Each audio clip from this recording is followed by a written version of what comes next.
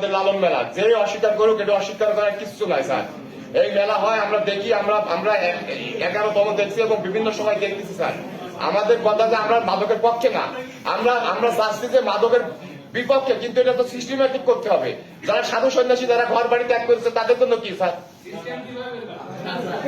Sir তাদের তো আমরা তো সংশোধন করবো, তারা আমাদের ইসলামের পথে দাওয়াত দেবো, শান্তির পথে দাওয়াত দেবো। আপনার নাম কি? স্যার আমার নাম মুস্তাফিজুর রহমান। মুস্তাফিজুর রহমান। জি স্যার। আপনি মাদকের কথা বলতেছেন তো ডিস্ট্রিক্ট ম্যাজিস্ট্রেটের সামনে বসে। স্যার এটা তো আমাদের আলোচনা স্যার। এটা না এটা যে কত বড় ধৃষ্টতা, ঠিক আছে? আপনি বুঝতে পারছেন? আপনি কি অ্যাডভোকেট? জি স্যার। এটা গণতান্ত্রিক দেশে নেবেন না। আপনি কিসের অ্যাডভোকেটই করছেন? স্যার আমি চিটাগাং ইউনিভার্সিটি থেকে পড়াশোনা করছি, এলএলবি এলএলএম। আপনি জানেন না যে ডিস্ট্রিক্ট ম্যাজিস্ট্রেটের সামনে বসে আপনি একটা গুরুতর বিষয় কথা বলতেছেন, এইটু সেন্স তো আপনার নাই। হ্যাঁ, এটা এই উনারা যে পণ্ডিত আমাদের সাধুরা আছেন, উনারা বারবার বলেছেন এবং ইস্যু আছে যে মাদকের সাথে আমাদের লালন সাহেব যে জীবন আদর্শ, জীবন চরিত, তার সাথে কোনো বিন্দু মতো কোনো সম্পর্ক নেই।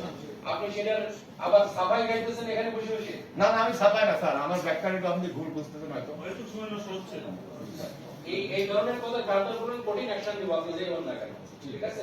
আমাকে ছিলেন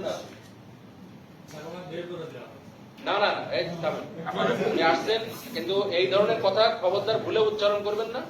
এটা করলে কঠিন অ্যাকশন নেব, তখন কিন্তু আমি ডিস্ট্রিক্ট ম্যাজিস্ট্রেটের শোরুমে ফিরে যাবো, ঠিক আছে? সুতরাং এই ধরনের সাফাই করার কোনো চেষ্টা করবেন না।